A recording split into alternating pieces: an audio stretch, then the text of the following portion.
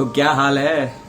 तो दोस्तों मैंने सोचा था कि अब बस नो मोर स्टोरी, लेकिन क्या करें। तो जैसा कि टाइटल और थंबनेल देख के आपको पता लग ही गया होगा कि सब कुछ अनप्लान्ड था, तो एक और स्टोरी आपके लिए। बाकी मुझे तो आपसे हेलो दोस्तों वाला व्लॉग करना था, बट कोई ना, नेक्स्ट टाइम। तो 15 अगस्त की आप सभी को ढेर सारी शुभकामनाएं, क्योंकि हम तो यहाँ पे थे नहीं। हम का मतलब समझ रहे हो ना, मैं, मेरे कुछ दोस्त, कुछ जाने पहचाने और कुछ स्ट्रेंजर। तो बात कुछ ऐसी है कि 13-14 का ट्रिप का प्लान बन गया और 14 की रात को, यानी कि 14 अगस्त को रात को 12 बजे हमको निकलना था। और 14 की रात को 12 बजे हम निकल पड़े अपनी मंजिल की ओर। तो पहले तो हमने बाइक राइड का प्लान किया, लेकिन किस्मत ने साथ नहीं दिया। बारिश की वजह से फिर हमने कार राइड का प्लान किया। तो ट्रिप में आगे बढ़ने से पहले मैं आपको मेरे साथ बाकी मुसाफिरों से मिलाना चाहता हूँ आपको। तो ये है विरल, इनको आपने मेरे अगले कुछ वीडियो में देखा होगा। और उसके बाद में विशाल मिस्त्री, किशन और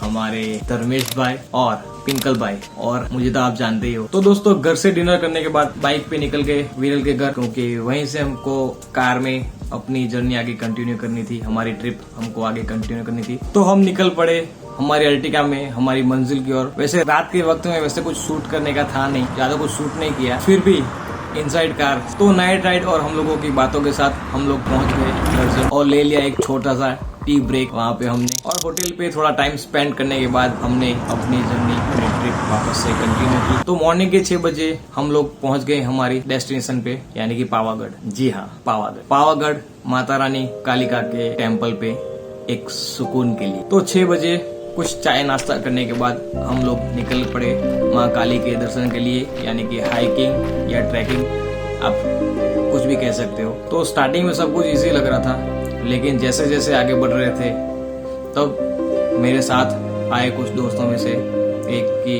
हालत थोड़ी खराब होने लगी, यानी कि कुछ हेल्थ का इश्यू आने लगा। क्योंकि पावागढ़ हिल्स के कुछ 1800 स्टेप्स हैं जो हमें कंप्लीट करने थे, और साथ में मौसम भी बारिश वाला था और बादल भी थे, तो विजिबिलिटी भी काफी कम थी। और वैसे काफी टाइम से कोई एक्टिविटी या जिम वर्कआउट ये सब चीजें भी बंद थी। सो उस रीजन से मुझे और मेरे दोस्तों को वो चीज ऑब्जर्व नहीं हो रही थी, यानी कि वो पेन सह नहीं पा रहे थे काफी टाइम से। तो कुछ 400 स्टेप्स कंप्लीट करने के बाद हमारे पिंकल भाई ने तो गिव अप कर दिया कि अब वो आगे पैदल चल के तो आगे नहीं बढ़ पाएंगे हेल्थ इश्यू की वजह से, तो उन्होंने गिव अप कर दिया। तो हमने डिसाइड किया कि हम उनको रोपवे से आगे भेजेंगे, और उनको कहा कि आप जाइए नीचे और रोपवे से वापस ऊपर अपनी जर्नी कंटिन्यू की। तो वापस 400 स्टेप्स नीचे उतर के रोपवे में जाना, वो भी उनके लिए एक बड़ा चैलेंज था।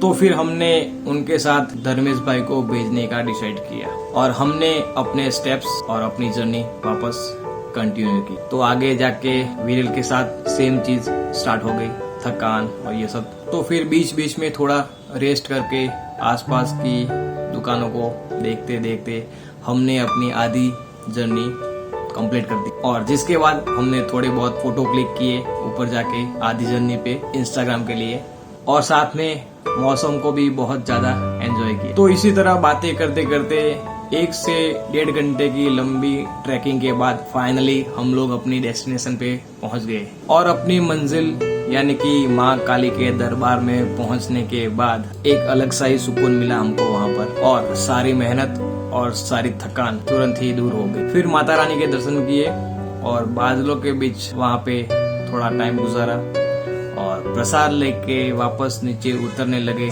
तभी हमारे धर्मेश भाई और पिंकल भाई भी आ गए।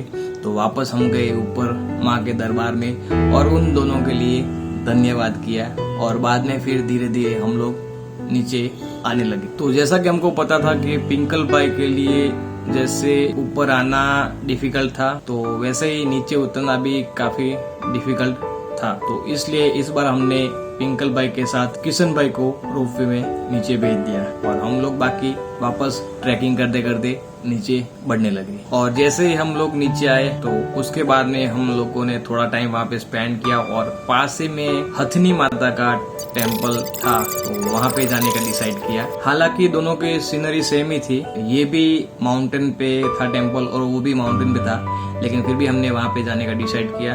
तो फिर हम लोग निकल पड़े। और एक चीज आपको बताता हूँ कि हम लोग लकी थे जो हम मॉर्निंग में जल्दी यहाँ पे पहुंच गए और उसके बाद में जल्दी हमको दर्शन करने को मिल गए, क्योंकि जैसे ही हम लोग नीचे आए तो उसके बाद तो इतनी लंबी लाइन थी, मतलब 8-8, 10-10 किलोमीटर तक तो मतलब कार की लाइन लगी हुई थी और लोग इतने सारे थे कि मत पूछो। और जो ट्रैफिक था वो अनबिलीवेबल था। वैसे कहने को तो पावागढ़ से हथरी माता का टेम्पल के बीच का जो डिस्टेंस था वो 25 किलोमीटर था, लेकिन मुझे कुछ ज्यादा ही लग रहा था। फिर भी हम लोग निकल पड़े और वहाँ पे गए, वहाँ की सीनरी को एंजॉय किया, के बाद में माता के दर्शन किए और फिर वहाँ से निकल गए।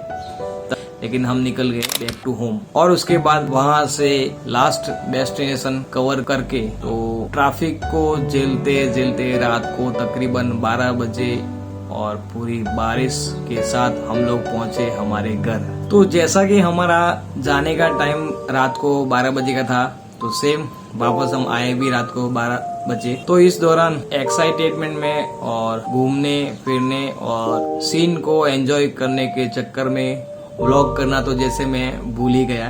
तो मैंने छोटे छोटे क्लिप्स वगैरह ली और सोचा कि चलो कोई बात नहीं, पहले सारा शूट कर देते और फिर घर जाके उसको स्टोरी में कन्वर्ट कर देंगे, यानी कि अपने तरीके से। तो जैसे कि आप लोग अभी मेरे चेहरे पे जो खुशी देख रहे हो वो पूरी ट्रिप के दौरान वो खुशी रही। तो इस तरह ये बन गई हमारी अनप्लान स्टोरी, और वो भी मॉनसून के मौसम में मॉनसून की वाइब के साथ और कुछ अनजान दोस्तों के साथ। तो आई होप आपको मेरी ये स्टोरी अच्छी लगी होगी। अगर अच्छी लगी है तो मेक श्योर लाइक, कमेंट और शेयर जरूर कीजिए। और इंस्टाग्राम पे अगर फॉलो नहीं किया तो अभी जाइए, क्योंकि इस स्टोरी के दौरान जो भी फोटोज वीडियोस जो भी शूट हुआ है वो आपको इंस्टाग्राम पे देखने को मिल जाएगा। तो अभी जाइए और फटाफट इंस्टाग्राम पे फॉलो कर दीजिए। लिंक डिस्क्रिप्शन में है या फिर यहाँ पे कहीं आ रही होगी। तो जाइए और फटाफट फॉलो कर दीजिए और नए व्यूअर्स चैनल को सब्सक्राइब करके बेल आइकन को ऑन कर दीजिए नेक्स्ट आने वाले वीडियो की नोटिफिकेशन के लिए। तो ठीक है, दैट्स इट। मिलते हैं बहुत ही जल्द नए वीडियो में। तब तक के लिए goodbye, stay tuned and peace out.